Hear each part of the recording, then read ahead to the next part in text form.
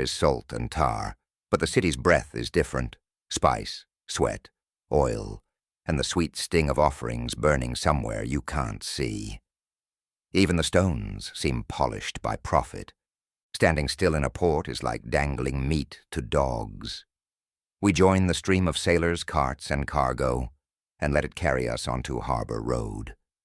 Colonnades line the way, stone pillars and a roofed walkway that keeps sun off your head and rain off your cloak. Water runs in channels beside the road. The sound is steady, like a calm voice in a loud city. Silas walks at my left, solid and alert, his eyes always moving. He carries calm like a shield. Timothy is at my right, younger and too honest in his face. Embarrassment shows on him before he can hide it. He hates that about himself. I know because I used to hate my own weaknesses, too, until I learned God builds with broken stones. Priscilla points ahead. Priscilla talks like she's tying knots, quick, clean. Aquila and I will find a house, quiet, away from the temple, not near the theater. Silas gestures toward the rising noise of the commercial streets. Timothy and I will find a stall in the agora, somewhere we can sell tents. Priscilla's eyes sharpen, not too close to merchants selling amulets or spells. She jerks her chin toward a passerby, whose pouch clinks with little charms. We are in the business of tents, not arguments. Aquila mutters, "Arguments don't pay." Silas smiles, lifting his hands in surrender. "Hey, we didn't get thrown out of Corinth." Priscilla laughs. "The first time." Aquila growls. "Probably the only time." I lift my hand, begging them to be serious. "I will look for John." Timothy brightens. "Do you know where he lives?" "No," I admit. "So I'll begin where I always begin." Silas raises a brow. "The synagogue." I nod. If John is in Ephesus, someone there will know his name. I walk toward the synagogue through streets that tighten and widen without warning. Shops spill into walkways. Merchants shout. A boy runs past with a tray of bread on his head, moving like a practiced liar. At a corner, a stall displays scraps of papyrus with ink marks, spells sold like prayers. Next to it, another merchant offers small silver amulets shaped like Artemis, breasts, bows, crescents, deer. A man calls out, "Protection from curses, blessings for your work." Blessings for sale. The old anger stirs in me, hot, sharp, familiar. Once I would have called upon the example of Phinehas driving a spear clear through an Israelite man and the Moabite woman he was laying with, staking them to the ground. I would have channeled anger like Phinehas's to defend God from this blasphemy and stoned the man in his stall. But now I know where that road leads, blind in Damascus, not eating or drinking, when a stranger placed his hands on me. "Brother Saul," he said, "Jesus has sent me so that you may see again and be filled with the Holy Spirit." I learned the man's name was Ananias, and the Lord appeared to him in a vision, telling him, "I will show Saul how much he must suffer for my name." He was right. I have suffered much in the past 18 years, not suffering as punishment.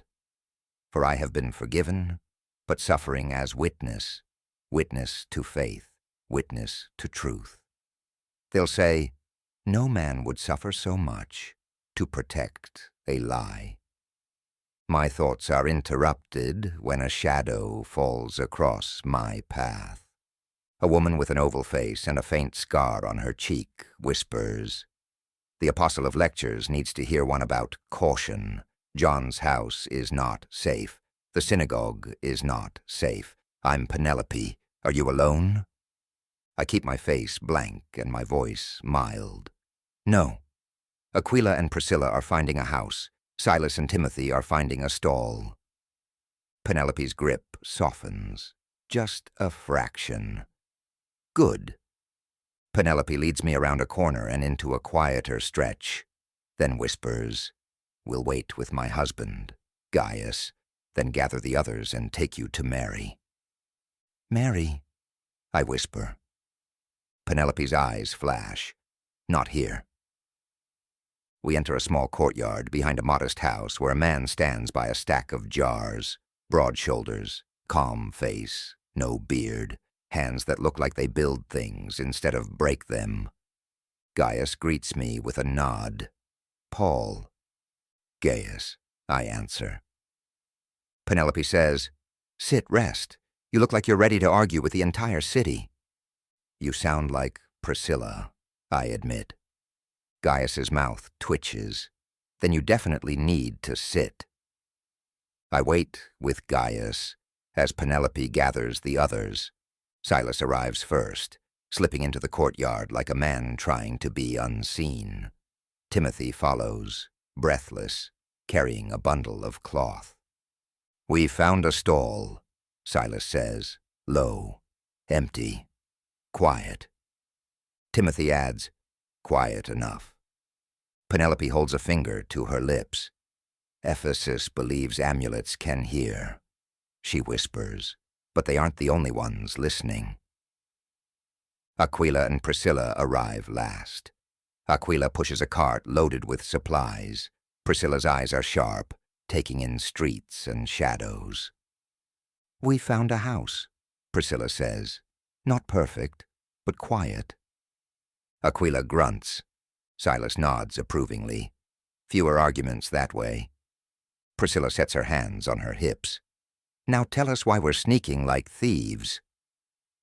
Penelope doesn't answer at once. She listens. Then she speaks very softly. "John and Mary were visited by temple priestesses," she says. "They offered Artemis's healing touch. Mary refused." Silas murmurs, "So?" Penelope says, "They are angered by refusal. The consequences will be severe." My stomach tightens. I've seen what cities do when their gods are threatened. I've seen mobs, stones, blades. I've also dressed consequences as righteousness. Penelope continues, "We are getting too much attention. We must protect Mary." Priscilla frowns. "We've lived in Rome and Corinth and don't know much about Artemis. Why is this so dangerous?" Penelope's gaze locks on her, intense. "Artemis is fertility and abundance," she says, "a virgin goddess." Priscilla blinks, tired. "A virgin goddess?" Penelope looks expectantly at her as if waiting for a conclusion. Priscilla rubs her brow. "I'm sorry. It's been a long day. What do you mean?" Penelope leans closer. "If the temple learns the Virgin Mother lives up that hill, they will scream blasphemy. There can only be one virgin goddess." Aquila's eyes widen. Penelope nods once. "Look at every religion. Blasphemy is the highest crime, cutting at the core thread of faith. The Holy Virgin Mother repudiates their entire cult. Mary gave birth to Emmanuel, God with us." Silence lands heavy. Penelope turns her sharp gaze on me. "Paul, give us a lecture. What's the penalty for blasphemy in the Torah?" Silas's mouth twitches. Timothy looks like he wants to hide behind the counter. I sigh. "Must we do this?" "Yes," Penelope says. "Now." I know the passage. I learned it as a boy, memorized it as a weapon. I see a narrow road with a crowd gathered around a young man speaking boldly. The shame of holding their cloaks as the crowd stoned Stephen. I speak, low and exact, the words tasting bitter. Leviticus 24 tells of a man who was fighting another man in the camp, and in anger cursed the name of the Lord. The Lord said, "Bring out of the camp the one who cursed, and let all who heard him lay their hands on his head. and let all the congregation stone him. Whoever blasphemes the name of the Lord shall surely be put to death. Timothy swallows hard. Priscilla's face tightens. Penelope nods, grim. Artemis doesn't just kill blasphemers, she whispers. Artemis tries to wipe their name from history, a precedent set 400 years ago. Aquila mutters, like scraping ink off papyrus. Yes, Penelope says. I feel a coldness spread through me, not fear alone. Resolve. I came because love called. Love calls into danger, too. Love does not pretend danger is not real. Priscilla points at me. Don't start any riots here. I lift my brows and rub my freshly shaved head, a vow to not start riots. Me? Her stare could pin a man to a wall. Yes, you. I wink at Priscilla. No riots this time, only tents. Silas chuckles softly, imagining us getting thrown out of another city.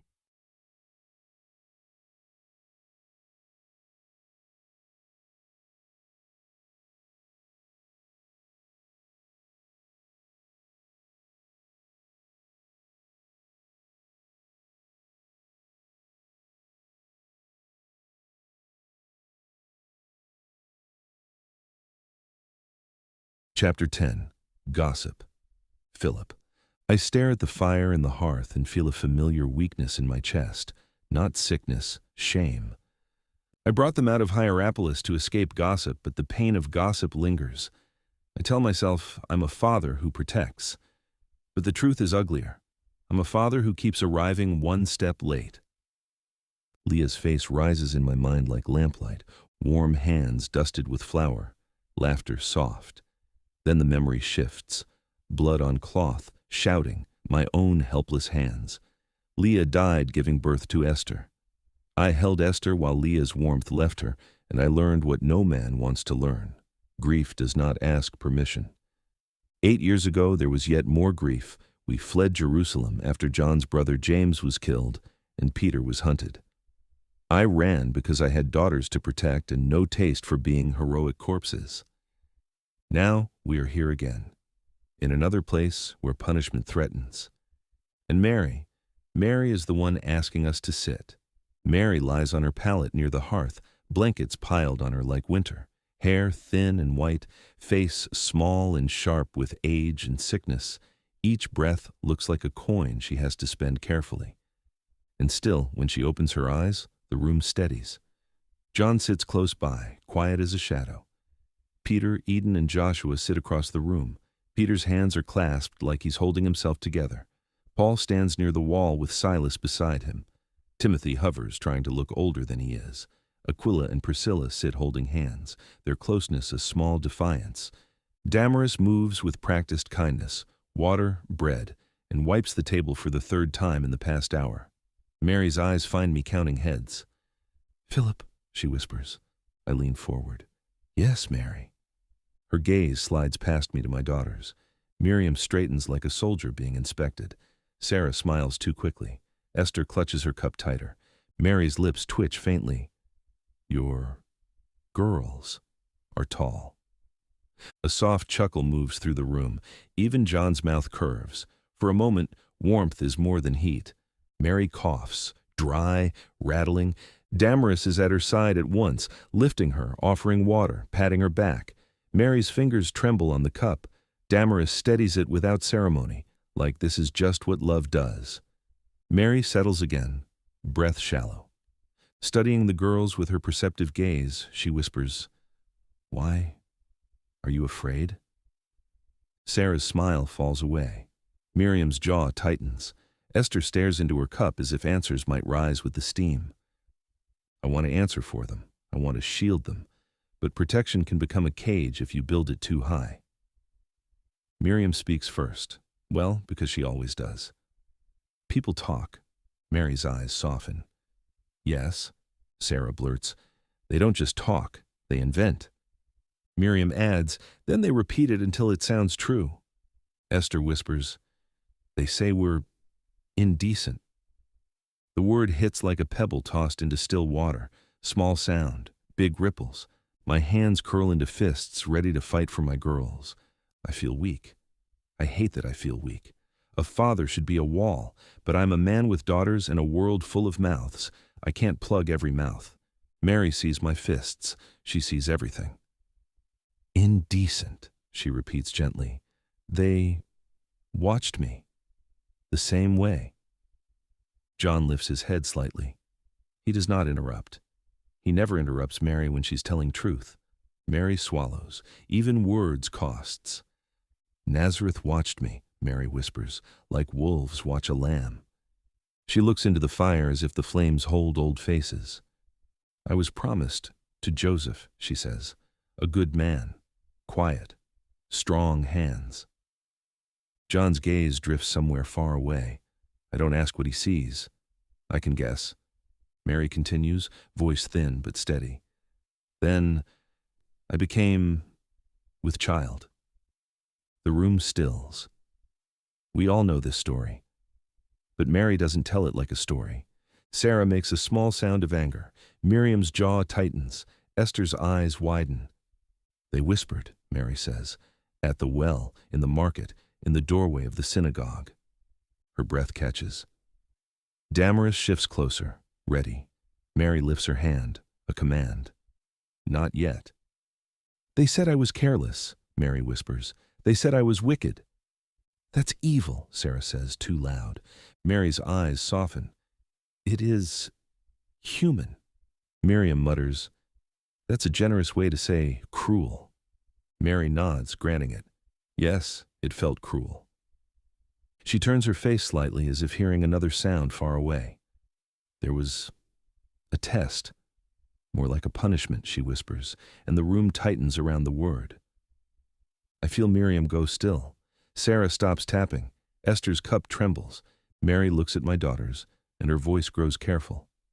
In the law, when a husband suspects his wife, but has no proof, men can demand a test of bitter water.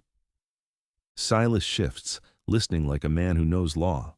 Paul's eyes sharpen. Peter's jaw clenches. Mary's breath comes shallow.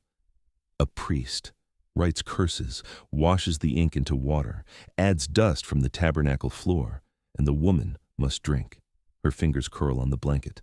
If she is guilty, her body is punished. Her name is ruined. If she is innocent, she still must swallow shame. Esther whispers, horrified. They make her drink the curse? Mary nods faintly. Yes. Sarah's voice shakes with anger. That's not justice. Mary swallows, throat working. Joseph was a good man. Her mouth trembles into the smallest smile. He never considered that punishment. Never.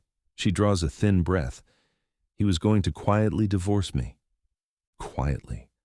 That word holds mercy in it. Miriam whispers, he would have protected you. Mary nods. As much as he could. And then? Esther asks, leaning forward, eyes wide. Mary's eyes brighten, just a fraction. Then God sent an angel. John's fingers tighten, then relax. Even now that miracle stirs wonder in him. Mary's voice softens. Joseph obeyed. He took me as his wife. She pauses and something warm flickers in her expression. Our wedding was small, she whispers, subdued, no crowd, no loud feast. She exhales, and the sound almost becomes a laugh. That's why I love big weddings, because mine was quiet and small, but brave. Sarah nods as if it all makes sense. That's why you love weddings? Mary nods faintly. And that is why I pressed Jesus at Cana.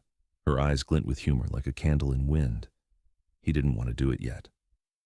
Peter lets out a sound, half laugh, half groan. She was still bossing him. Eden's mouth twitches. Someone had to. Mary's smile is small, real. I knew. Joy mattered. I knew. Shame steals joy if you let it. I feel my chest tighten, not with fear now, but with something like recognition. Shame has been trying to steal my daughter's joy. I've been standing there, too slow, too tired, too unsure, letting it happen. Mary continues, and her voice turned sober again. Taking me as his wife did not stop the gossip. Sarah's shoulders drop as if she's been hit. Of course it didn't. No, Mary whispers. They still whispered. They still watched. They still renamed me.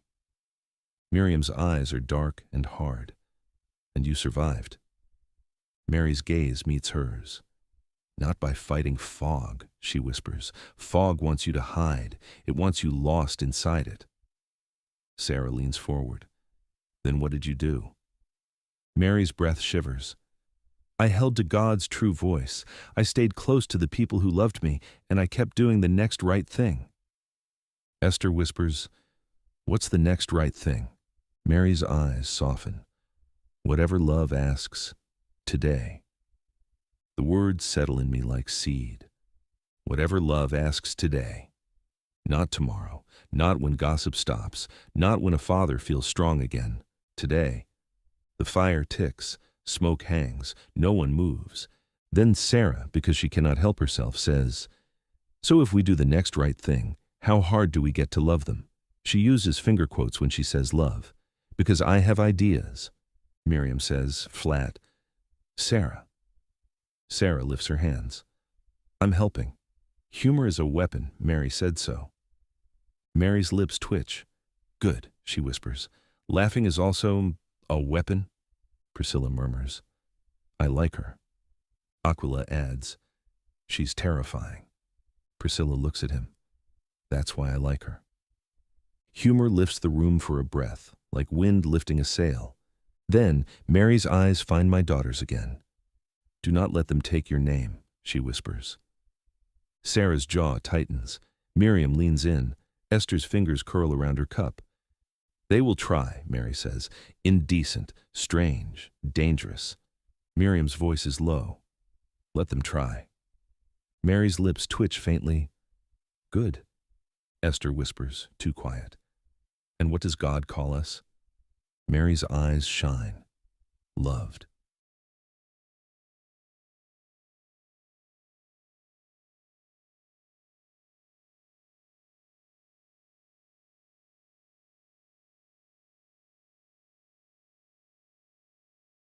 Chapter 11. Captured? Claudius. The land east of Edessa lies under a sky the color of hammered bronze. Wind skims the dry grass and carries grit into my teeth. Villages cling to wells and walls as if the earth might save them.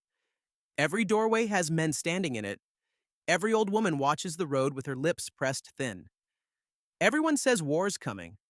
Rome says one thing, Parthia another, and farmers sharpen sickles like they might need them for more than wheat.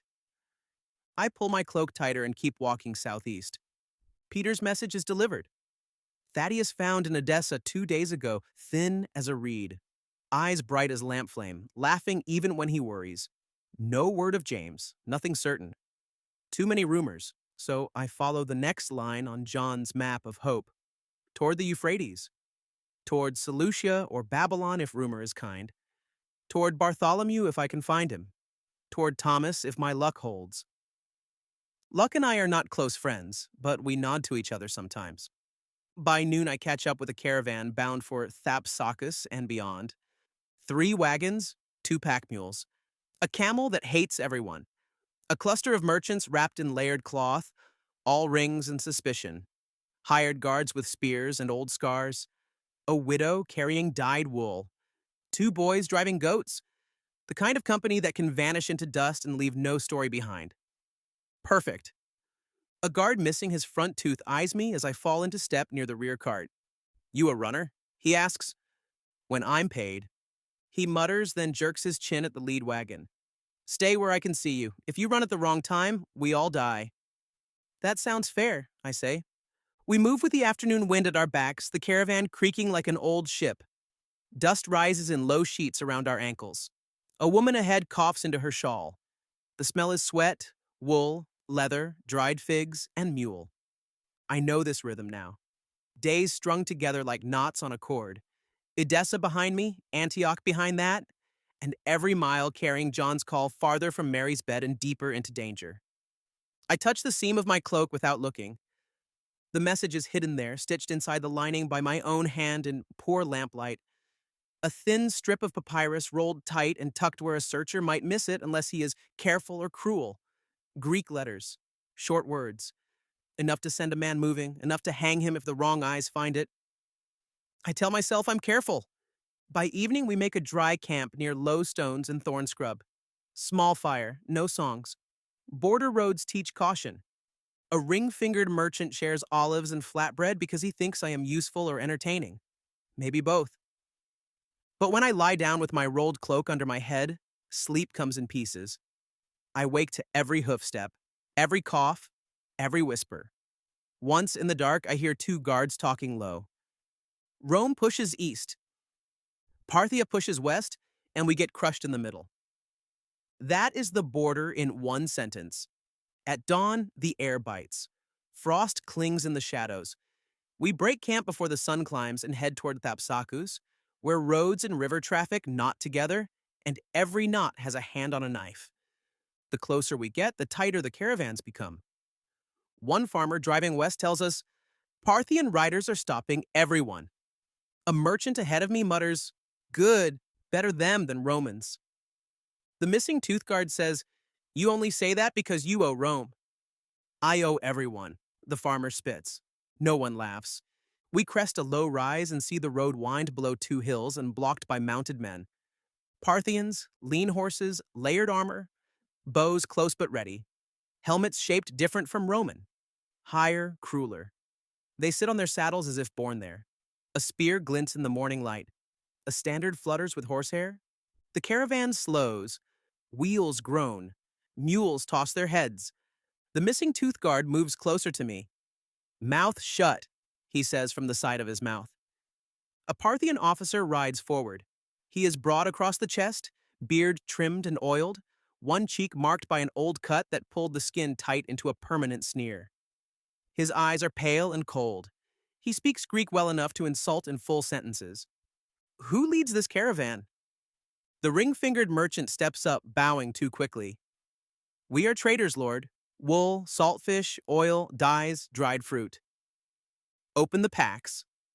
Men dismount, searches begin, bundles untied, sacks stabbed, amphorae checked, cloaks shaken.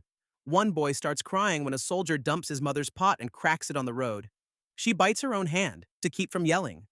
I stand still and practice stupidity. Ordinary, forgettable, paid by the mile. The officer's gaze finds me. And this one, he asks. The merchant spreads a hand without looking at me. Runner. Fell in with us yesterday. For whom do you run? John's voice comes back from Caressos. Be ordinary. Be boring. Say less. I shrug. Whoever pays. The officer rides closer. Horse breath steams. Leather creaks. What is your home city? Whichever one feeds me, I say, and give him the half grin that has helped me in markets and nearly gotten me slapped in temples. This time it does not help. He leans and hooks two fingers in my cloak collar. Smart tongue. A few men in the caravan stare at the ground. The missing tooth guard closes his eyes briefly, as if praying for me to stop talking. The officer jerks me forward. Search him! Two soldiers seize my arms. The first search is quick. Pouch, belt, sandals, copper coin, a crust of bread, needle, thread. Nothing, one says. I almost breathe. Then the officer's eyes drop to the seam of my cloak. I feel the world tighten. He reaches, pinches the stitching at my chest and frowns. This was opened. It tore, I say too fast. I mended it badly. Ask anyone. I am excellent at being bad with thread. The widow with the dyed wool mutters, That's believable. I could kiss her for trying, except that would make everything worse. The officer draws a small knife. The tick of blade against thread is tiny, but it is the loudest sound in the world. He slices the seam and digs in with two fingers. My stomach drops before his hand comes out. Papyrus, a narrow rolled strip, dust-stained but dry. My mouth goes empty. He unrolls it. His eyes move over the Greek. He reads enough. His face changes first to alertness, then to certainty. Greek writing hidden in a cloak seam, he says, raising the strip for his men to see. On a border road, you carry secret words and call yourself a hired runner. I try once. I must. It is a private family matter, a mother calling her children, I say. He looks at me and almost smiles. Then your family writes like officers. I can't read, I lie. He lifts the papyrus. Yet you hid this? The missing tooth guard mutters under his breath. Oh, runner. I speak quickly now, fear finally ahead of wit. It is not Roman. I am not a spy. I carry messages to holy men, teachers, old men mostly. A soldier slams a fist into my ribs. Pain flashes white. I fold, wheezing. The officer says flat and satisfied. Spy.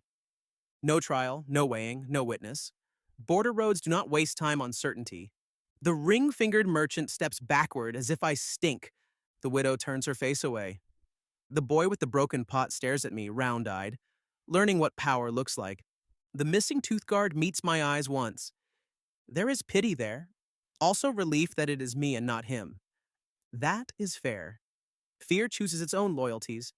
They wrench my arms behind me and bind my wrists with leather thongs. I hiss, please, listen. The officer cuts me off. Who do you serve? Rome? No. Who do you serve? I think of John with steady hands. I think of Mary's ragged breath behind a closed door. I taste blood and dust and answer, quieter than I feel. I carry words for family. He straightens. Spy. There it is again. Hammer on iron. Decision made. They drag me off the road toward a low stand of rocks beyond the milestone outside Thapsacus. The Euphrates glints in the distance, wide and brown, moving like it has all the time in the world. I was nearly there. My feet stumble in the gravel. One sandal strap snaps. I laugh once, because of course it does. A guard yanks me upright. What is funny? I mutter, my cobbler would be furious. He stares, then shakes his head. Madman. He nearly smiles despite himself. They push me to my knees in a hollow between stones where the wind cuts less and the sound won't travel far. Efficient, practiced. They have done this before. The officer stands over me, papyrus in one hand, knife in the other, deciding whether one last question is worth his time. The sky above him is hard blue. A hawk wheels high, tilting on wind like it has never heard of Rome or Parthia or Artemis or governors or borders. Lucky bird. I think of Mary calling me son through a wooden door. I think of John's warning and my grin. I think, I did get this far. Not far enough. I say, I answered love's call. The officer's mouth twists. He steps back and gives a short command in Parthian. The guards move. My fear rises fast. My hands shake. My breathing stutters. I want to bargain. I want to run. I want another road, another joke, another chance. Instead, I close my eyes for one breath and pray like a thief grabbing the hem of mercy. Lord Jesus, protect them. Find Bartholomew and Thomas. Hold Mary. Tell John I ran hard. My voice breaks on the last words. A hand knots in my hair and jerks my head back. The blade flashes. My last clear thought is not of the road, or the officer, or my own blood. I answered love's call.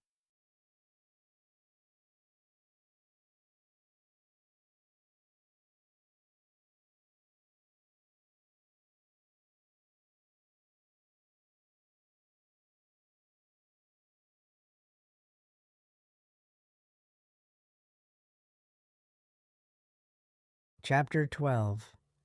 Supper. Mary. John appears in my doorway, trying not to hover. He fails. You should rest, he says.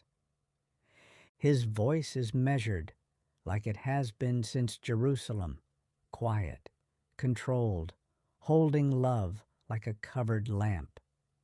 I swallow against the burn in my chest. I am resting. You're sitting up, he says. I tilt my head. That's rest for stubborn women.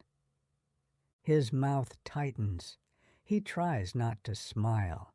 He fails. Damaris steps in behind him with a bowl of broth, hands steady, eyes tired. She moves like someone who has learned that love is mostly work. Mary, she says gently, please drink. I take the bowl, warm clay against my palms. The broth smells of herbs and salt and something bitter pretending to be helpful. Tonight, I whisper. John flinches. Tonight what? Tonight we eat together, I say. Thin voice, clear. Damaris blinks. Mary. Tonight, I repeat. Supper. John's mouth tightens. You're not strong enough. I look at him until he looks away. Sipping air, I whisper, how much time do you think I have? His throat works. He does not answer.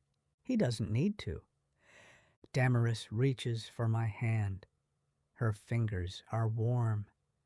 We can wait, she says. We can do this another day, when you're better. Another day. The lie we all tell ourselves when we're afraid. I squeeze her fingers. Another day is a gift I cannot count on, I whisper. Then, from outside, voices close enough that the sound slips through the cracks. Penelope's voice, bright, urgent, thrilled. John, I found more. The door opens and a gust of cold air rushes in, smelling of pine and damp earth. Penelope stands there, cheeks pink from exertion, a basket on her hip and a plain cloak flung over one shoulder. Behind her are 3 men carrying sacks and bundles, moving like travelers who learn to be quiet.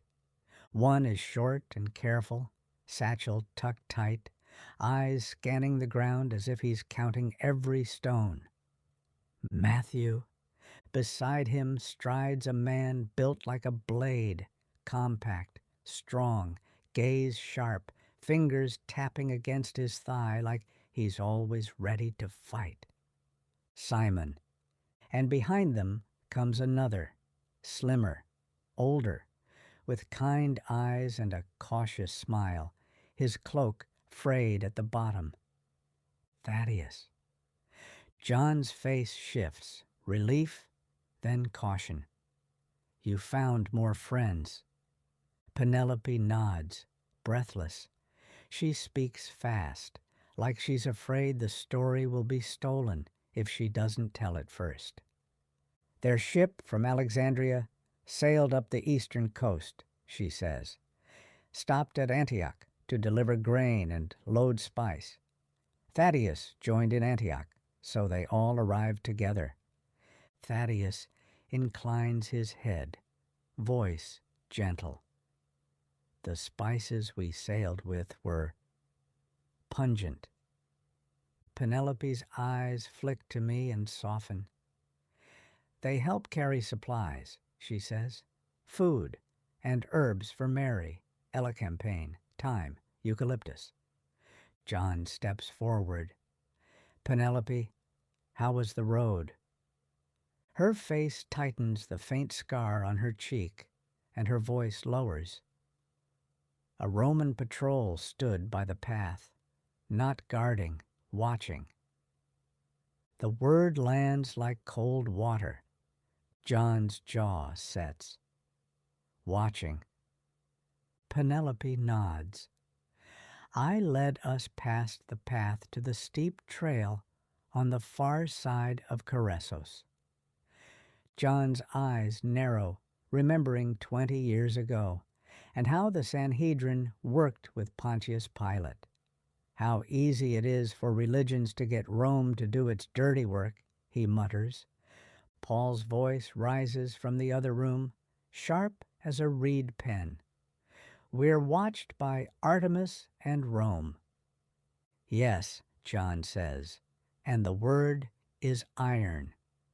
The supper Mary asked for is happening under 2 sets of eyes, temple eyes and Roman eyes. John looks at me. Mother, we should— Tonight, I interrupt him. He swallows. He obeys. Outside, the yard is crowded now. Tents line the east side of the house, canvas like pale shells against the dark pines. Bedding rolls, packs, waterskins. A small village made because love called. Tables are set facing south under the olive trees. Their leaves flicker silver in the wind. The spring keeps singing, indifferent to threats. They guide me out. The cold air bites my cheeks. Pine scent fills my lungs and makes them ache. Still, it is good to be under open sky. Matthew stands first when he sees me. His face is calm, but his eyes are bright with emotion. He tries to file into neat columns. Mary, he says softly. Simon bows his head quickly, as if he doesn't trust himself to speak. Thaddeus smiles, warm and sad. Mother. I settle onto a cushion near the table, blankets around my shoulders like armor made of wool. They gather close, so many good friends.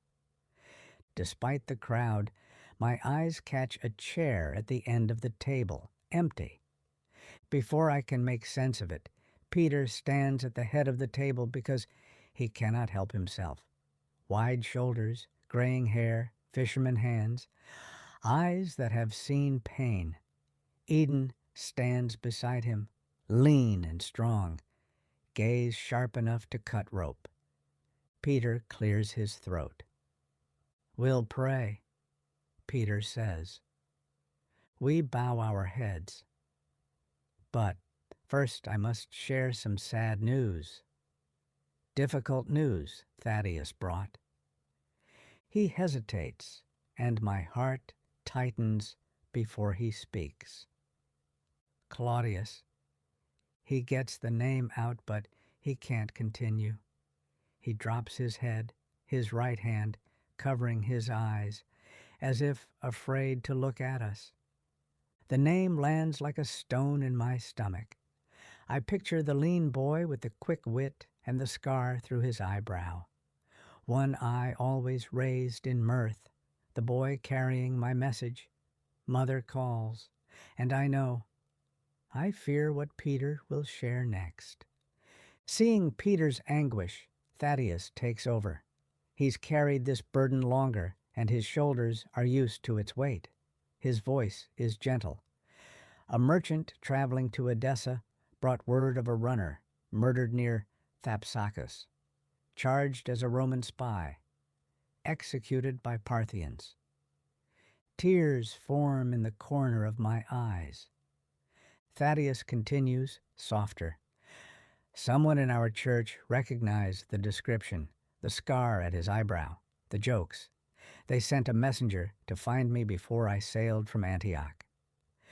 My words to John, trust God, taste like dirt in my mouth.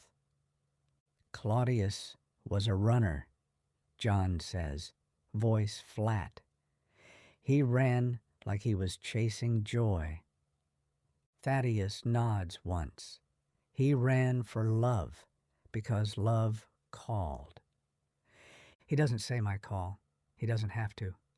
Grief slows my mind, so it takes me a minute to grasp other consequences. If Claudius is dead, the call will not reach Bartholomew and Thomas. And did he hear news of James? I longed for us all to be together one last time. Their absences leave a bitter taste in my mouth, let alone poor Claudius, murdered hundreds of miles from his home. All alone, Peter starts again. His voice is stronger, but rough like a boat rope. God, thank you for bread. Thank you for food. Thank you for hands that carried it here. He pauses, breath heavy. Lord, we lift up your servant Claudius, a boy who surprised us with his jokes and wit. He faithfully delivered countless messages for us, and boldly shared the good news. We pray that he is rewarded in heaven, and we look forward to the day we will be reunited. Peter pauses and looks around the table. Father, we thank you for this time together, time that came with cost. For those brothers not with us, we pray you build a hedge of protection around them. Andrew, James, Bartholomew, and Thomas. Father, keep them safe as they continue your good work. Another pause. And open our hearts tonight. Open them to what Mary wants to share. Let her speak the words we need to hear. Amen murmurs around the table, soft, layered, honest. They begin to pass bread, olives, a small dish of salted fish, figs like treasure. Damaris moves as always, serving. John watches the yard like a watchman watches water for ripples. The empty chair speaks of the cost. We are many now, many faces, many feet, many reasons for Ephesus to notice. I lift my hand slightly, and the chatter quiets. I want to tell you about a touch, I say. They lean in. The fire crackles behind us. The olives rustle above us. The spring runs on. I close my eyes. Galilee returns, my legs tired from the walk down the mountain, sun on my face, and the lake glittering like scattered coins. Crowds press around Jesus, reaching for miracles. And at the edge of that crowd stands a man no one wants near. More than that, the Torah called them unclean, a sign of God's punishment for all to see. They were forced to wear torn, dirty clothes and warn others to stay away. A leper. His robe hangs loose. His skin is broken. The smell of sickness clings to him. Old sweat, bitter herbs rubbed into wounds, the sourness of being avoided for too long.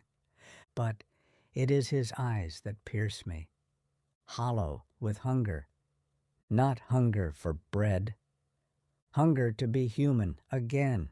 People recoil, mothers pull children back, men raise hands as if palms can block disease. Years. That man has gone years without the touch of another person. No handshake, no hug, no hand on the shoulder. He whispers, Rabbi. Someone hisses, unclean. Fear rises in the crowd like smoke. Jesus stops. He looks at the man, not past him, not around him, at him. The leper sways. His voice shakes. If you are willing, you can make me clean. The crowd holds its breath. So do I. Jesus' face softens. Compassion is not weakness in him. It is power. He steps closer. Someone gasps. Someone says, no. Jesus lifts his hand. The man flinches. And Jesus touches him, not with a stick, not with cloth, with his hand, skin to skin, a touch, mercy and love. He could have healed from a distance. He healed many from a distance. He did not have to touch, but he chose it. Because healing a body is one thing, giving a man his humanity back is another. I am willing, Jesus says, calm and clear. Be clean. The sores fade. Color returns like a new dawn. The man laughs like someone who has been drowned and suddenly finds air. He falls to his knees, forehead to sand, and Jesus' hand stays there for a heartbeat longer than it needs to. I open my eyes. Sarah has stopped tapping. Miriam's face is hard with feeling. Esther's mouth is opened slightly, as if she forgot how to breathe. Philip's big hand rests on his daughter's shoulders like he's anchoring himself. Peter wipes his eyes with the back of his wrist, as if it's just smoke. Paul looks tight, mind trying to measure what cannot be measured. Matthew whispers, "Touch." "Yes," I whisper, fighting for breath. Jesus gave more than healing. He gave belonging. Jesus didn't see a leper. He saw a child of God. John shifts closer. His fingers brush my sleeve, steadying, not stopping. Outside the tents, the pines sway. The mountain listens. Penelope's eyes flick toward the ridge path, worried. She keeps pretending she's only a woman serving supper. She is also a watchman. I swallow, chest burning, and spend the breath anyway. Claudius's death makes you afraid, I say, and no one denies it. You think power is loud. You think safety comes from hiding. You think the kingdom comes like a soldier's boot. Peter winces as if I've named a wound. Paul's jaw tightens.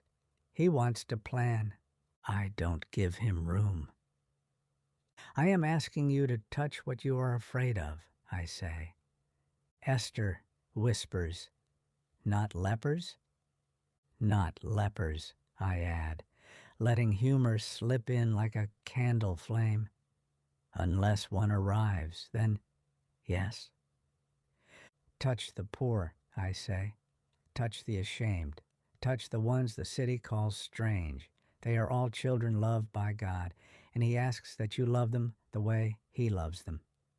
My gaze finds Miriam, Sarah, Esther. The Artemis priests sell abundance if you obey. They use threats to create unity. I pause, fighting for breath to finish. But the kingdom comes like a mustard seed, I whisper. Small, quiet, fertilized with love. John looks at me, eyes shining. Peter nods slowly. Philip's hand squeezes his daughter's shoulders. Matthew's face steadies. Simon's fingers stop tapping for once. Then a sound from the far side of the yard. Boots on stone. Not many, just a few. Measured. John's head turns. Penelope goes still. The laughter drains from the air like water from a cracked jar. Damaris whispers, "Someone's at the path."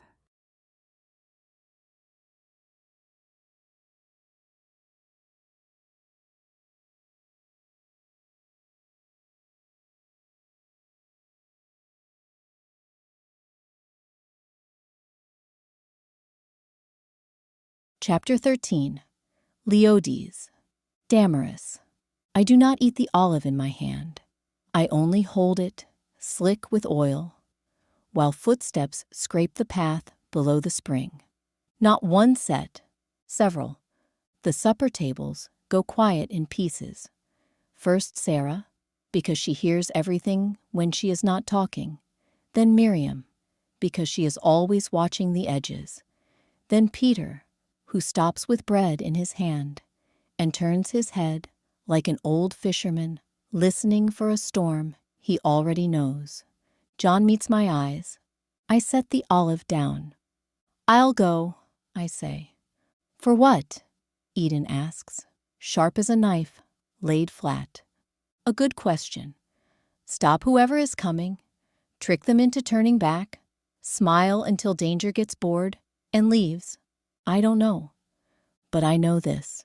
If trouble reaches Mary first, we have already lost ground. John starts to rise. "No," I say, already moving. "You stay." He hesitates. He hates when I'm right. Peter half stands too. You can sit," I snap, and then soften, because this is Peter, and he bruises easily under his beard. "Please, if they see a crowd running downhill, they'll smell fear. Eden mutters, "They already smell something." "Dinner," Sarah whispers, or the pungent spice, clinking to Matthew. Matthew opens his mouth. Priscilla waves her hand in front of her nose. "I'm glad you said it, and not me." A quick breath of laughter ripples around the table. Thin, but real. Good. Joy is stubborn, even with boots coming up the hill. I pull my shawl tighter and hurry down the path. The pines hiss overhead. Gravel shifts under my sandals. Cold air claws my throat. I take the bend by the fig tree and nearly run into them.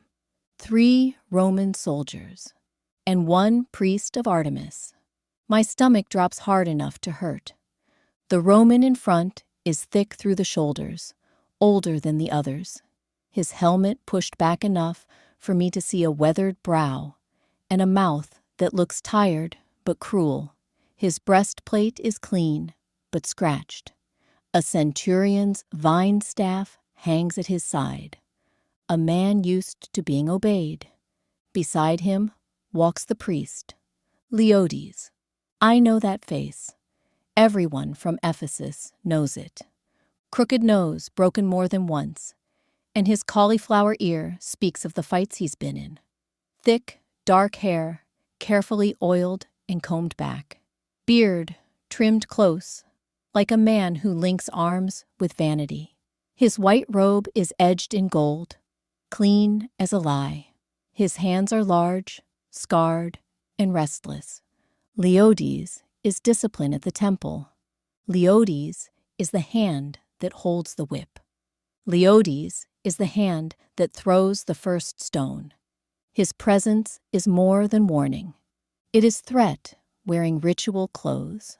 I stop, bow my head, just enough to be polite, and not enough to be small. "Centurion," I say. "Priest Leodes." Leodes's eyes rake over me, measuring, sorting, dismissing. Widow Damaris. He knows me. Of course he does. Temple men know who buys lentils, who misses festivals, who whispers prayers to the wrong god. Mary's voice comes back to me, soft, steady, infuriatingly wise. Hospitality first. So I do what I least want to do. I smile. "The hill is steep," I say. "Come drink from the spring." The younger legionnaire on the left glances at the centurion, hopeful. He is all knees and elbows, barely a beard, face still red from the climb. The other is broader, darker, with a scar at his jaw, and the look of a man who has long ago stopped expecting kindness. The centurion studies me a beat, then nods. "Water would be welcome." Leode says nothing. His nostrils flare like he suspects poison in generosity. I turn and lead them uphill, forcing myself not to rush. If I rush, I'm prey. If I am prey, Leodes will pounce. As we near the spring, the yard opens. Tents on the east side of the house, tables under the olive trees facing south, men and women seated close around platters and cups, blankets around Mary, reclined on the couch like winter piled on purpose. A family. Leodes stops dead. His head snaps toward the centurion. "Publius, you said no one climbed the path today." Publius's jaw tightens. "No one climbed past our post today." Leodes gestures sharply toward the tables, the tents, the extra cloaks, the sandals by the steps. "I was told we would find one older couple caring for a sick old woman." His lip curls. "How did this crowd get past you?" Publius flicks a glance at the tents. "They did not go past us. They arrived before our patrol." Leode's face hardens, and I see it. His anger is not just at us. Good, I think. Let him fight 2 fronts. We stop at the spring. I kneel, fill a cup, and offer it first to Publius. He takes it, drinks deep. Cold, he says. It runs all year, I answer. The young legionnaire cups his hands and drinks straight from the flow, then gasps. By Jupiter, that's good. The scar-jawed one drinks without comment, but his shoulders loosen. Leodes watches them, like a man surrounded by children. He takes the cup from me last, drinks once, then sets it down too hard on the stone. He strides toward the supper without waiting to be invited. Artemis sends her greetings. The snarl on his face contradicts his greeting. The table goes silent, not startled silence, chosen silence. I hate how brave they are. I love it too. I hurry after him, wiping my damp hands on my apron. We don't have much, I say brightly, because someone must keep speaking before this becomes a standoff with teeth. But I can get you a plate, offering hospitality to this hostile threat. Leodes flicks his fingers at me without looking, as if shooing a fly. He scans the men. His eyes land on Peter, who rises slowly to his feet. Broad shoulders, fisherman hands, gray in his beard, sorrow and steel mixed in equal measure. Leodes studies him and decides at once. The leader stands before him. He steps closer and says, "Are you in charge of this?" He stops because the scene refuses to become what he wants. Not rebels, not armed men plotting, an old woman reclining under blankets, bread broken, fish passed hand to hand, women, young girls, travelers' tents, a table set like a farewell and feast in one. This is not the birth of rebellion. Eden's mouth bends at the corner. It is not a smile, it is a knife, deciding whether to flash. Peter surprises me. He dips his head, humble, not weak. All men are welcome at our table, he says. Join us. For one foolish heartbeat, I stare at him. Peter inviting a temple wolf to supper. Either holy or mad, perhaps both. Leodes catches the word at once. Men, he repeats. He turns slightly, voice sharpened for the cut. Yes. And what of Artemis? Is Artemis not welcome at your table? The question hangs there. No wind, no sound. Even the spring sounds quieter. Mary watches from her couch, eyes half-lidded but sharp. John is still as a spear planted in the earth. Paul's jaw works. Silas has one hand on his wrist under the table, small, hidden, wise. Philip's daughters sit shoulder to shoulder. Esther grips her cup with both hands. Sarah looks ready to bite someone. Miriam looks ready to bury someone. Leodes waits. He wants a refusal, spoken aloud. He wants a clean charge. Peter says nothing. Good, I think. Let silence do the work. Leodes turns, abrupt and angry, to Publius. Arrest them all. Publius does not move. He looks at Leodes with open disdain now. On what charge? He asks. Welcoming us to their table. Publius's challenge shows Rome doesn't always stand with Artemis. Leodes' lips are pursed. Publius's challenge will be answered. He steps closer, voice rising. The Artemisia begins next week. A successful festival promises plentiful harvests and profitable trade. Artemis will withhold her favor if all do not make offerings to her. Artemis demands unity. He glances at Publius. Anyone violating unity will be imprisoned.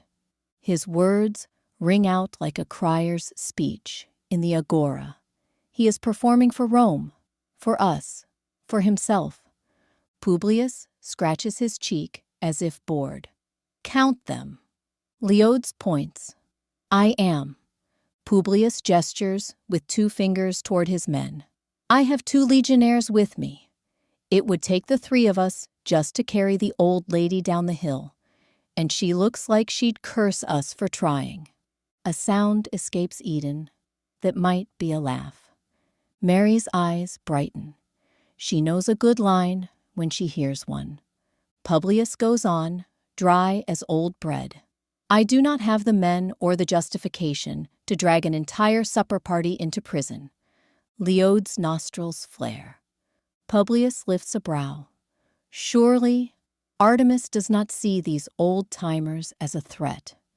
His mouth curves, just enough to be dangerous. If she does, perhaps Artemis is not as powerful as you claim. The young legionnaire looks at the ground to hide a grin. The scar-jawed one coughs into his fist. Leode's goes red from neck to forehead. I will raise your refusal with the legate, Leode snaps. They must be punished. Artemis demands it. The fortune of Ephesus demands it. He swings toward me, and for a heartbeat, I think he will strike me simply because I am nearest. Instead, he spits near the path and storms downhill, gold trim flashing between the pines.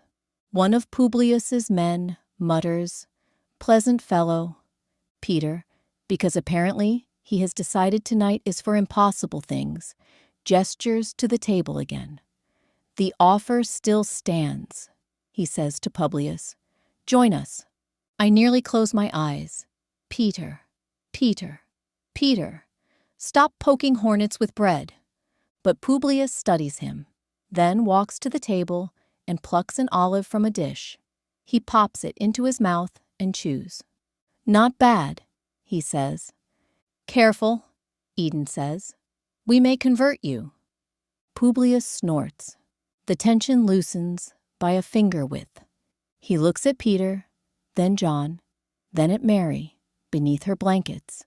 His face settles into something tired and almost kind. Leodes is vengeful and creative, he says, and he is planning both of our punishments as he storms down the hill. No one speaks. Publius wipes his fingers on his cloak edge. He looks around the table again, at bread, blankets, worn faces, travel dust, Mary's frail frame. "Do not poke an angry bear," he says. "Say your farewells and be on your way." The words land heavy because they are not threat. They are warning. I want to fight him, to say we are not thieves on a road, and Mary is not a crime. Instead, I swallow my anger and store his warning like grain. We will need it. Peter inclines his head. "Thank you for speaking plainly." Publius grunts. "It's cheaper than funerals." Eden points at him. "That one I like." Joshua, quiet till now, murmurs, "Mother." She doesn't look at him. "What?" "I can admire the Romans' quips without worshiping Rome." A startled laugh breaks from Esther. Even Mary smiles. The corner of Publius's mouth raises. His eyes rest on Mary for a breath, then shift away as if he has seen enough grief to know when not to touch it. He gestures to his men. "Come on." They turn down the path. I watch them go, every muscle still tight. Halfway to the bend, Publius slows by the spring. His eyes catch on something snagged to the fig tree beside it, a small piece of papyrus, pressed there while we watched Leodes rage. He glances at it as he passes. I cannot read it from here. A curse, I think. Publius gives the papyrus one look, then shrugs and keeps walking with his legionnaires down Caressos. He does not touch it. He does not warn us. Roman practicality. I walk over and pull the cursed papyrus from the fig tree with 2 fingers and hold it away from my apron. John comes to my side, quiet as ever. He studies the scrap in my hand, then the path where Publius disappeared. I turn to John. You know his reputation. John's eyes stay on the path. I do. His temper is immense, I say, keeping my voice low. And we won't be the only ones who feel his wrath. Now he looks at me. John, I say, and I hear my own fear under the words, hard and practical as a cookstone. We have to warn the church. His face tightens. He glances toward Mary, toward the tables, toward the pines. When he speaks, his voice is soft, but it has iron in it. The mustard seed doesn't grow in the soil of fear and hiding. I almost laugh at him, not because he is wrong, because he is John, and he can turn a rebuke into a proverb before supper is cleared. Not forever, I say. Just until the Artemisia is over. John says nothing. He stands there, thinking, jaw set, thumb tapping his finger, the habit he has when he is weighing cost against calling. I know that look. It means he agrees and hates agreeing. A shadow falls beside us. Joshua. I had not heard him come. He is young enough to move quickly and old enough now to know when to keep his mouth shut. He stands tall, chest out, as if he's approaching a bear. He looks at John, not me. Let me help, he says. John studies him for a long breath. Joshua does not look away.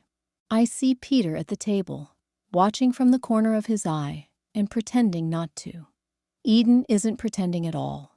John exhales through his nose. Leodes will have eyes in the streets. Joshua nods. John looks back to me, then to Joshua. At last, he nods once. Decision made. Go, he says. Warn the church in Ephesus, quietly, house to house. Relief and dread hit me together, like cold water and hot iron. John adds, voice lower, meant for us alone. Tell them not to panic. Tell them to be watchful. No gatherings larger than a meal. No arguing in the streets.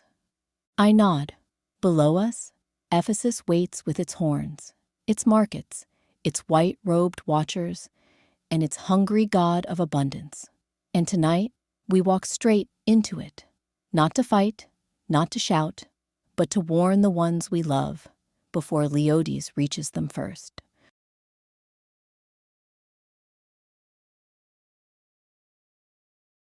Chapter 14. Wrath. Leodes. The path down Caressos is too narrow for my rage. Tree roots twist through the dirt like fingers, catching at my sandals. Loose stones roll underfoot. The evening wind carries resin, smoke, and the faint smell of supper from the hill behind me. Bread, oil, cooked lentils. Their supper. My jaw locks so hard I'm getting a headache. The centurion's insult burns because it is true in one thing.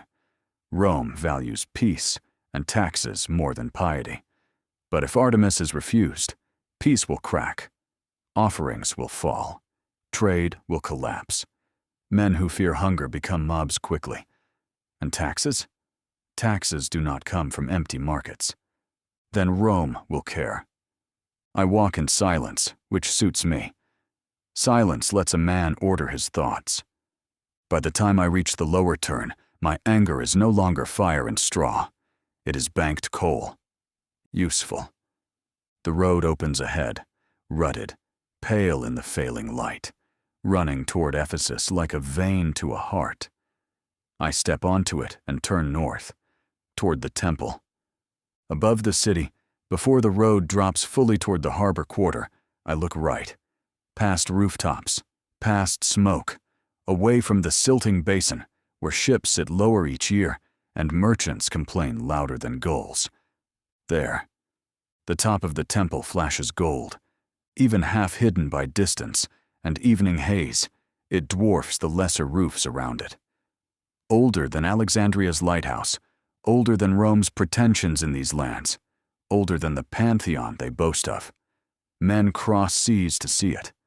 Kings send gifts to be remembered by it. The world knows Ephesus, because Ephesus keeps Artemis. And Artemis keeps Ephesus. That is not poetry. That is grain, coin, fertility, trade. When the goddess is honored, storehouses are filled, and ships return heavy. When she is angered, men are left with empty bowls.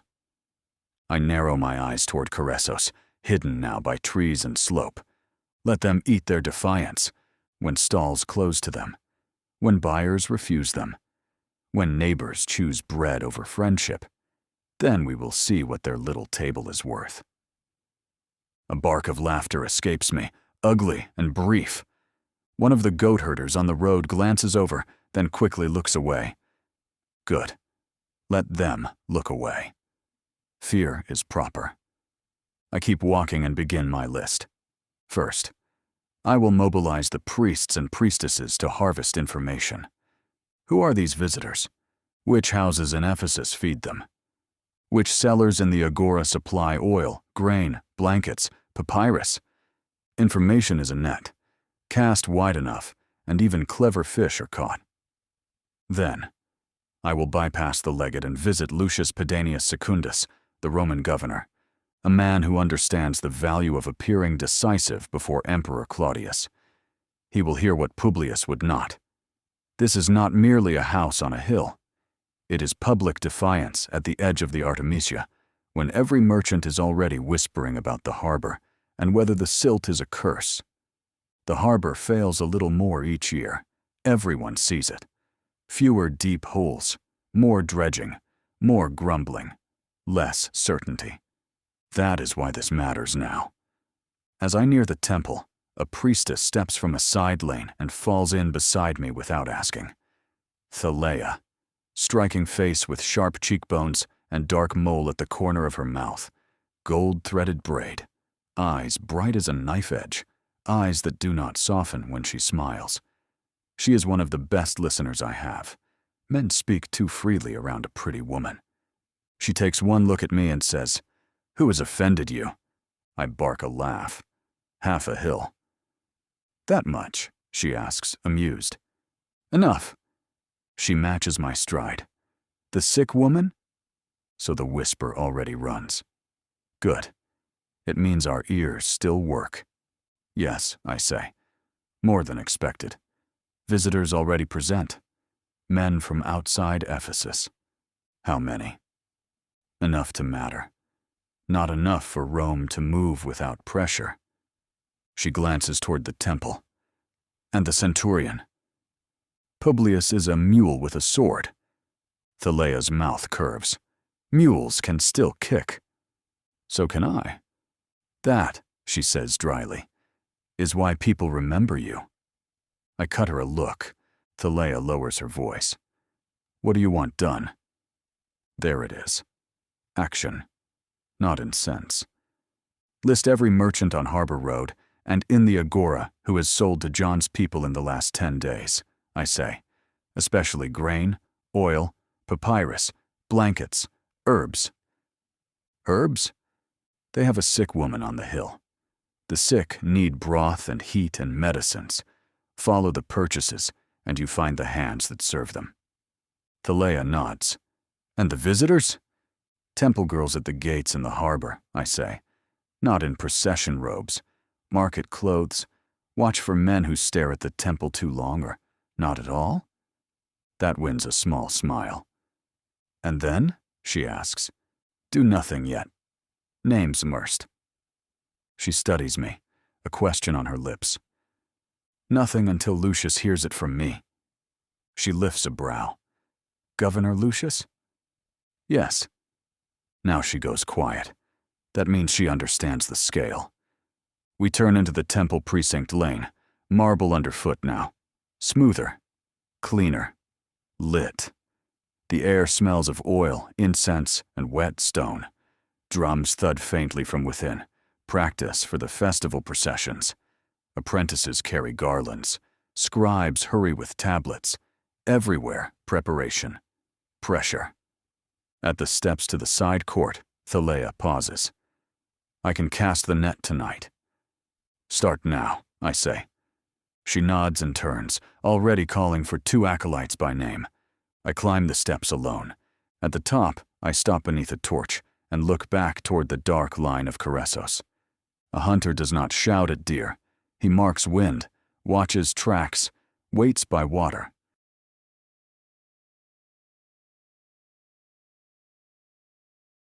Chapter 15. Thaddeus. Penelope. This morning the wind cuts cold off the sea, and my eyes water as I watch another ship nose into the quay. No banners, no trumpets, just wood scraping stone and men pretending they aren't tired. I pull my scarf tighter and make my face boring. And now I stand where roads and waves deliver men like gifts or like warnings. Andrew is up north. He could come by ship or road, and that means I watch the Magnesia Gate too, when my legs can stand it. Some days I feel like a dog with too many doors to guard. Remembering Claudius's sacrifice, I wish I had more apostles to gather. Bartholomew, Thomas, and it's strange there's been no news of James. That evening we gather inside with Mary. Mary reclines near the hearth, blankets like winter piled on purpose, eyes sharp even when her breath is thin. She looks so frail. Yesterday's supper cost her. Peter prays. Eden hovers like a guard. Paul tries to look calm and fails. Philip's daughters sit close together, their shoulders touching like they've decided to be one wall. Priscilla sits beside Aquila, watching everything with eyes that miss nothing. In the agora, she says, voice low, a merchant told me he must confirm my allegiance with an offering to Artemis before every sale. The room stills. Aquila's hands curl. Before every sale? Priscilla nods. He said it like a joke, but his eyes didn't joke. My husband Gaius speaks from the edge of the room. His voice is steady. I heard the same from men in our church. Merchants are being pressed. If they sell to disloyal households, they risk guild punishment. Paul's jaw tightens. Economic coercion. Eden mutters, that's a fancy way to say starvation. Mary's eyes close for a breath, then open again, as if she is spending her strength carefully. Joshua, sitting near Peter, shifts forward. His eyes are bright, too bright. Bright like a man seeing a path and calling it providence before checking for wolves. I could help, he says. Peter's head turns slowly. Joshua rushes on. Charis's father, Alexander, he's the largest exporter of spices in Antioch. His voice grows faster, excited. He sells to these merchants. If merchants must confirm allegiance before selling, then relationships matter. I can use these connections to supply the church, even when threatened. The room goes very still. I see Eden's eyes narrow. I see Peter's shoulders tense, like a net pulled too tight. Joshua is building a plan, fast, eager, dangerous. He thinks he's offering salvation and making marriage to Charis necessary for the survival of the church. Mary watches him, quiet. John watches him, quieter. And I feel the weight of Claudius's death like a stone in my pocket. Plans are costly. Love is too.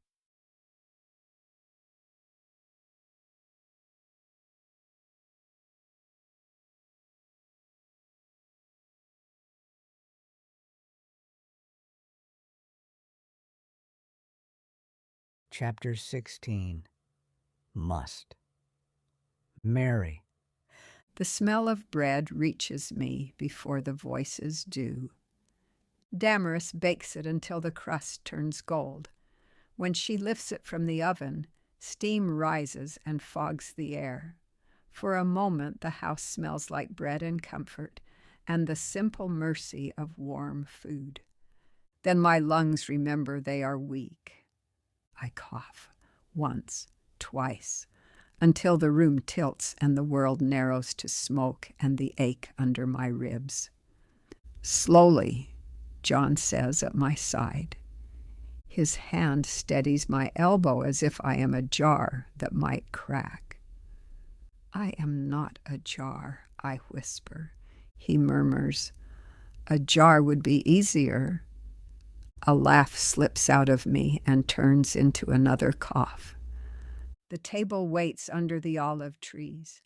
Everyone has carried their burdens to the table, and John sits and he places his burden, me, at the head of the table. Peter sits to my left, broad shoulders hunched, curly graying hair hanging in front of his face, and hands resting on his knees, as if he's trying not to clench them. Eden sits beside him, eyes bright with a flash of steel behind them, mouth ready to launch her wit. She looks like she could argue with a storm and win. Joshua, next to Peter, is carefully watching, his youthful eyes bouncing around the table. Paul sits across from Eden, back straight. His crocked nose makes his gaze sharp. Patience trained by years of debate. Silas is near him, solid and quiet as stone. Young Timothy is between them. His face flushes when his eyes dart to Philip's daughters. Priscilla and Aquila share a bench, his hands protective, his eyes always measuring the room. Philip sits with his daughters and scans the table as if counting heads. Miriam is upright, chin lifted, thick hair braided tight, the oldest who has decided she must be strong, so no one else has to be. Sarah is slim and graceful. Her head tilts when she looks at you, searching for motives. Esther hugs herself, bunching her large cloak, and watches my face as if bravery is something you can learn by looking.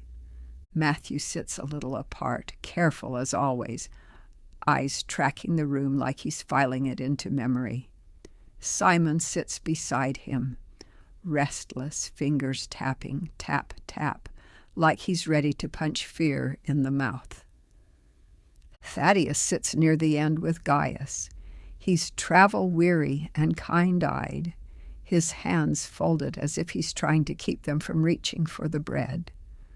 Damaris and Penelope move around the table, setting bowls down with care. Damaris doesn't rush. She builds quiet the way you build a fire, shielding it from wind. On the table are olives, dark and glossy, and oil that catches the lamplight, cheese sharp and crumbly, lentils, figs split open like small hearts. Claudius's death sits at the far end of our table, in an empty chair, a solemn reminder of what this table cost. Paul names it first, as if naming danger gives him control of it. Laodice has ears in the city, he says, priests, priestesses, clerks, merchants. If we remain here, he will try to coerce our attendance at the Artemisia. Eden mutters, coerce is a fancy word. Silas says quietly, it means squeeze. Aquila's hands curl. So, they starve people into worship. Eden says sharp, hunger's more efficient than a sword. John turns his gaze to Thaddeus. There is another risk. Thaddeus lifts his head. Yes. John's voice stays calm, but I hear the worry beneath it. Claudius was executed as a Roman spy. The words settle like ash. John continues, quiet and careful. Is there risk Rome learns he was charged as their spy? What are the chances they trace him to Ephesus and to us?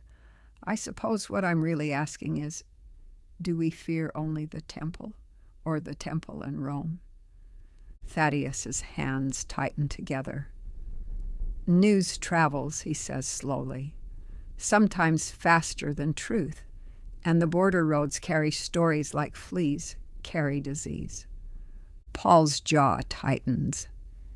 If Rome believes we are organizing, Silas cuts in, soft but firm. Rome believes whatever keeps roads peaceful. Matthew snorts.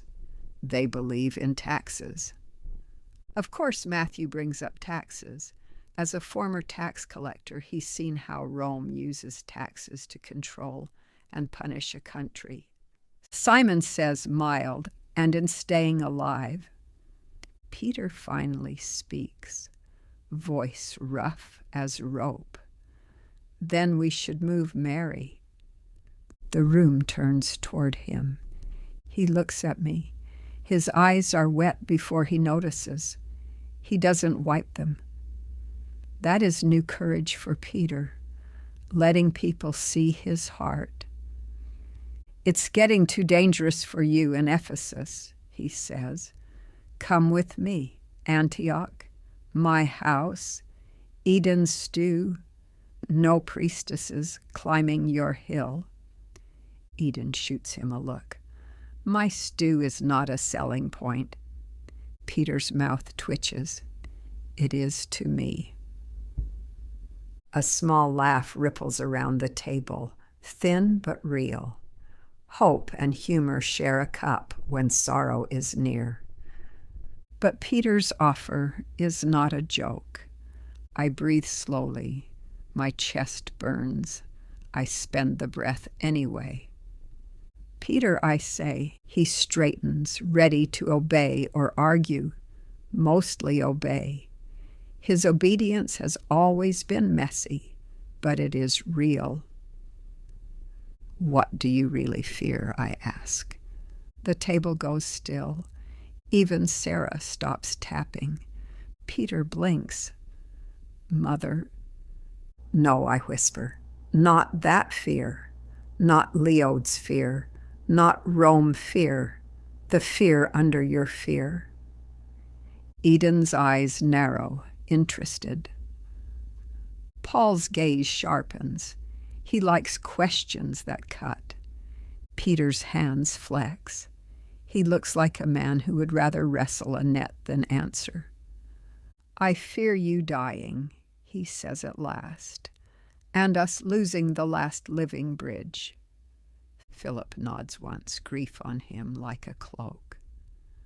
A bridge, he whispers. John's jaw tightens, but his voice stays quiet. Not the last. Peter swallows, stubborn. One of the last. I nod. I understand. Then I lean forward, and the movement makes my lungs protest. Damaris starts to rise. I lift my hand. Small command. Not yet. The fear under your fear, I say softly. You want God to give one path, and he gives another. Peter goes still. His eyes flick away, then back like a man caught stealing. Eden's voice is low. That is exactly his problem. Peter gives her a look. Eden, she lifts both hands. What? I married you. I know your storms. A few smiles crack, then fade, because truth is heavier than humor. I look at Peter. When you followed my son, what did you expect? Peter's mouth opens, closes, his throat works. Paul's voice is careful. We all expected. I hold up my hand, cutting off his lecture. Let him speak. Peter stares at the table, at the bread, at his own hands. Hands that once held nets. Hands that once held a sword. Hands that once shook when a servant girl asked a question by a fire. I expected victory, he says, and the word comes out like it hurts. A throne, Rome pushed back, Israel raised, people cheering the rightful king. I nod. I understand, I say, and then I speak the truth I have kept sealed for decades. The fear under your fear, I say, is that God promised one shape and gave another. Silas blinks. What are you saying? I taste smoke. I taste the old grief that never fully leaves. I expected a throne, I say. The room stills. Even Sarah's fingers stop tapping. I expected a king like David, I continue. John's eyes narrow. We all did. Yes, I say, but I expected it first. John's gaze sharpens. Damaris stops moving, cup hovering in her hands. My story, I say, began with a messenger. Philip's voice is low. Gabriel. I nod. The name tastes like fear and wonder. I close my eyes. Memory opens like a door. Nazareth smells like olive smoke and damp earth after rain. The room is small. The floor is hard-packed dirt. A clay lamp sputters, weak and nervous. I am alone, folding cloth, thinking of ordinary things, cloaks, bread, my mother's voice calling my name. Then the air shifts, not like wind, like the world holding its breath. The lamp flame steadies, the hairs on my arms rise. My skin tightens as if winter has stepped inside. Light fills the room, but it does not burn. It reveals. A figure stands where there was empty air. Not a man, not a dream. His presence presses on me like the deepest part of the cave. Heavy, vast fear. My mouth opens and no sound comes. My knees weaken. I grip the table so I do not fall. He looks at me as if he knows every thought I have ever tried to hide. And the strangest thing is this. I do not feel hunted. I feel held. My name is Gabriel, he says. His voice is not loud. It is certain, like a stone that will not move. Do not be afraid, he says, and the words go inside me and steady my bones. He speaks of favor, of a child, of the Most High. He says the child will reign. He says David. He says kingdom. Each word drops into my mind like a weight into water, and the ripples do not stop. How, I whisper at last. The Spirit, Gabriel says. Spirit, not sword, not chariot, spirit.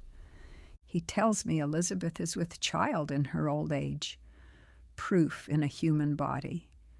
Then the air hums and he says, nothing is impossible with God. The words are not a lesson. They are a hand on my shoulder. He is there. Then he is not. The lamp sputters again. Shadows crawl again. The room is small again. But I am not the same. I open my eyes. Bread, oil, faces. Paul's voice is careful. You told us the angel came. I nod. Yes. John's voice is urgent. Then what is new? The new thing, I say, is that I was not the only one. Paul's eyes narrow. What do you mean? I swallow. It hurts.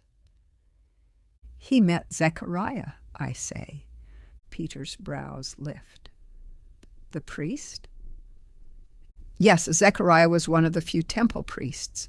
He was chosen by lot to burn incense in the sanctuary, just outside the Holy of Holies, an honor one can perform only once in their life. Philip's voice is low. What happened?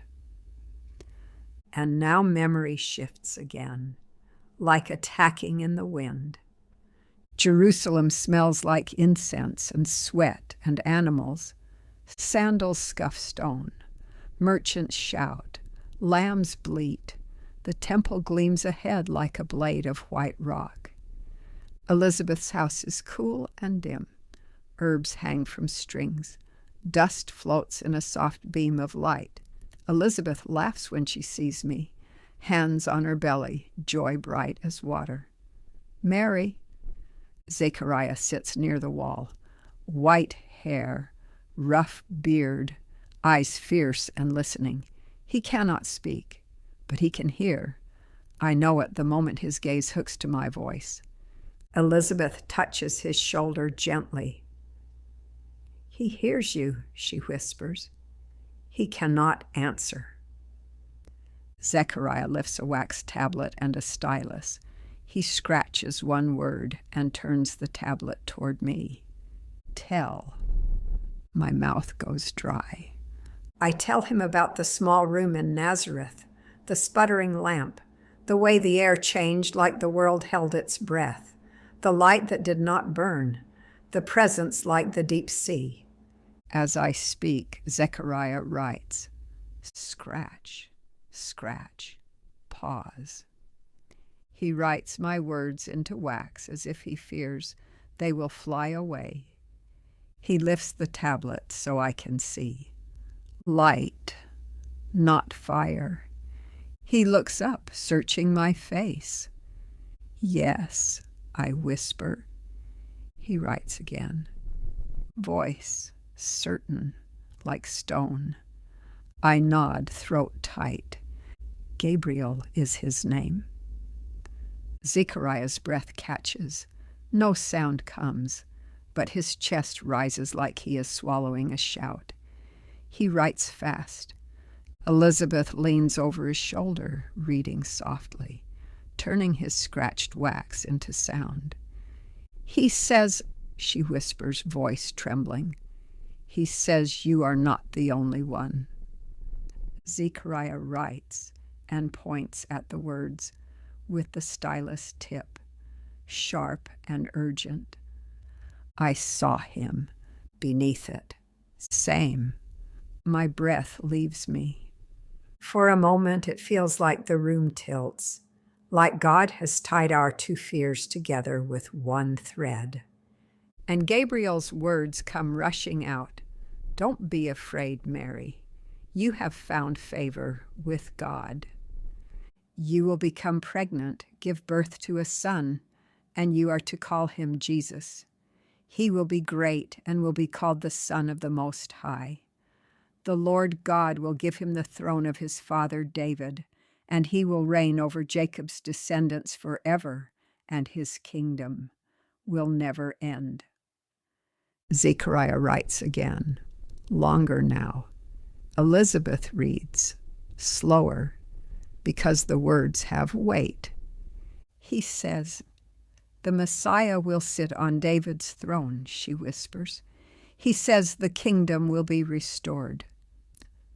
Zechariah stops her with a small, fierce motion. He writes one more word, slow, pressing so hard it leaves a deep groove. Must. That word seals itself inside me. Messiah must look like this. Messiah must reign like David. Messiah must come in the shape we have practiced in our minds since we were children. Zechariah looks at me, eyes wet, pleading without sound. Believe this, it will hold you. And because he is kind and faithful and has seen what I have seen, and he is of the highest order of temple priests, there is no one better to put your trust in. And I do. I don't just believe him. I build my hope inside his word. Must. The memory loosens, and I am back at the table on Caressos. My chest aches. Damaris has tears on her cheeks and doesn't seem to notice. Paul's face has gone still, like a man hearing a new fact that rearranges every old one. Peter's eyes are wet. John's hand closes over mine at last, steady. Zechariah taught you that, John says softly. I nod. He meant to strengthen me. Paul's voice is low, and it became a chain. Yes, I say. I draw a slow breath. It hurts. I expected a throne, I say again, quieter. I got a cross. Peter's eyes close. His throat works. John's voice cracks. Mary. I shake my head slightly. Let me finish. When Jesus grew, I say, I watched for the throne. I see him again, sawdust in his hair, sun on his arms, laughter in his eyes. I thought, soon. When crowds surged, I thought, soon. When palms waved and men shouted, King, I thought, soon. When the man holding my hand argued about seats, I thought, soon. I expected the world to turn like a wheel and land on gold. Instead, it landed on wood, cross wood, rough, splintered, stained. Eden's voice is softer now. Mary, Zechariah's teaching, gave my hope a shape, I say, and when God's promise came in a different shape, I broke. John whispers, so did we. Yes, I say, but I had been holding that shape since I was a girl. Philip's voice is quiet. What did you do? The question is not about thrones. It is about surviving disappointment with God. I stood at the cross, I say. The room tightens. No one eats. I watched him die, I say. My voice stays steady because if it breaks, I may not gather it again. And I learned something, I say. Paul's head lifts. What? I look at their faces, hungry, afraid, loved. God keeps his promises, I say, but not always in the shape we demand. Peter whispers, then what is the shape? The shape is love, I say. Eden scoffs softly, but there's no bite in it. Love is a terrible plan against soldiers. Peter murmurs, it's the only plan that worked. Paul's voice is low as he points at Silas. It worked for us in jail. Philip whispers, almost to his daughters, it is working. Esther's small voice rises. If God didn't bring the throne, why did Gabriel say it? The question hits me like cold water, because it is my question too. I look at her, 13 years old, eyes wide. That is what I will answer, I say gently, if my breath holds. John's jaw tightens.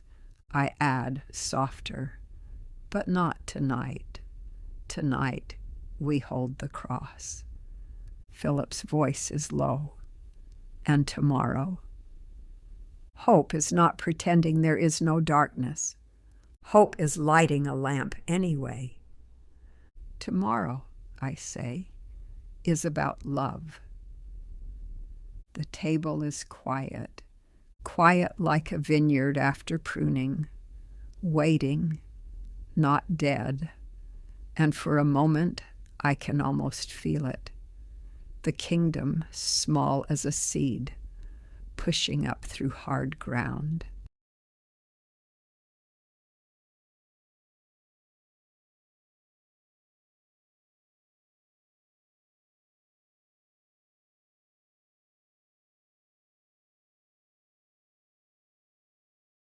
Chapter 17, Saturday. John. Morning comes thin on Caressos, like a lamp turned low to save oil. Mist clings to the pine needles. The spring runs cold and steady. Inside, the house smells of last night's bread and smoke that won't leave. The hearth has burned down to red coals. Damaris banks them so they live, not blaze. Mary sleeps behind the curtain. I can hear her if I hold still and stop pretending I am not afraid.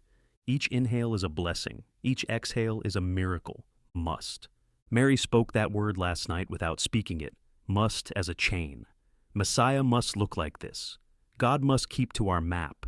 We must not be disappointed. I believed that once, though I would have sworn I didn't. I believed the kingdom must arrive with palm branches and thrones, so I could point and say, "See, we were right." Instead, it came with a cross. Footsteps scuff behind me. Peter, he moves like an old fisherman in a new world, wide, steady, carrying weight in his eyes. His beard is more gray than black now, but his hands are still the hands of a man who once pulled storms out of the sea. He glances at the curtain. She sleep? Some. Behind him, Eden steps in, hair with streaks of gray tied in a simple braid, eyes sharp. She carries a small bundle of herbs like a threat. Before anyone argues, Eden says, "Yes, it smells. And no, I don't care." Peter sighs. Eden. Eden points the herbs at him. I refuse to let Mary die smelling like a wet dog. Peter looks at me as if to ask for help. I have learned not to enter that court, I say. Eden smiles. Good. Wisdom. Paul comes in from outside. His cloak is pulled tight against the cold. His gait has that slight oddness. One leg remembering an old hurt, can't match the stride of the other leg. His eyes go straight to the shelves where our food sits. Paul doesn't sit. Paul sits only when he can't change anything. Silas follows him, humming a psalm under his breath. Priscilla and Aquila come behind, their shoulders close, his eyes always measuring the room. Philip arrives with Miriam, Sarah, and Esther. Thaddeus slips in last, road-worn and careful, eyes kind. Still no news of Andrew or James, and my call will not reach Bartholomew or Thomas. But we cannot wait on missing men. Ace, Damaris corners Joshua in the narrow strip of sun by the olive trees. Her lungs are tightening, Damaris says. Her hands smell of honey and crushed thyme. I need you to do one thing well, Joshua. One thing fast. Joshua straightens, eager. Tell me.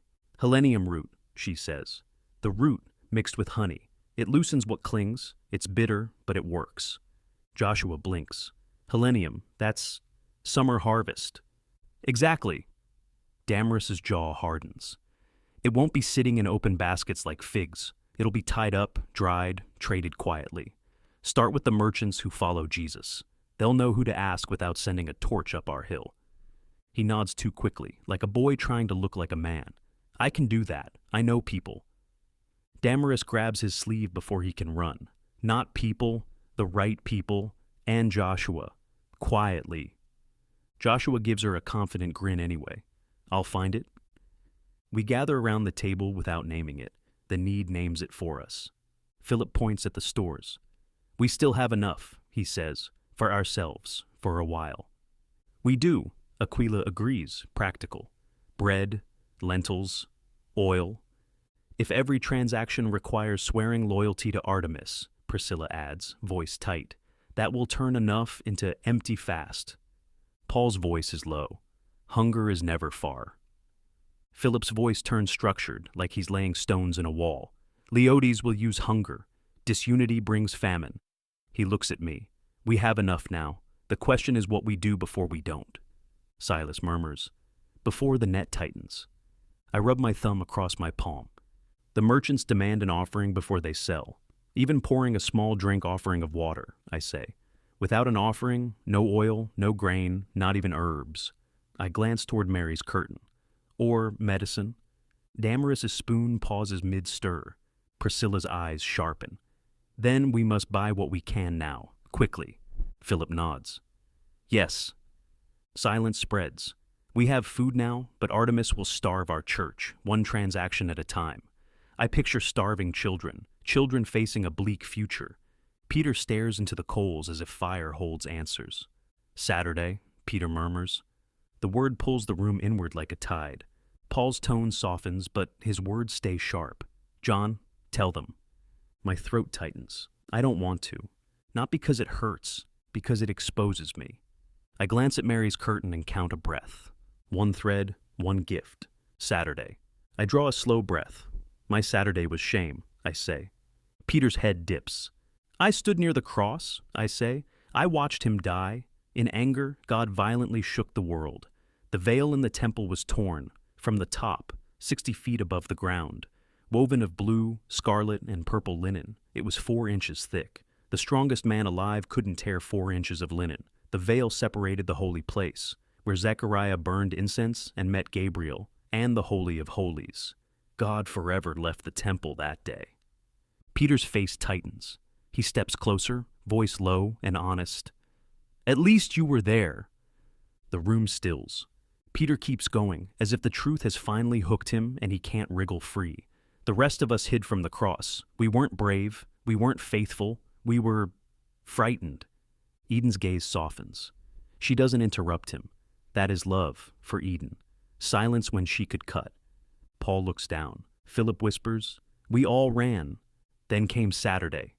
The words taste bitter. No one wants to talk about Saturday. The world went quiet, and God seemed to turn his face away. Saturday was an endless day of grief, shame, and fear. It's easier to skip Saturday. I see a room in my mind, dark, cramped, men whispering like thieves, the smell of sweat and old fear, the locked door under my hand.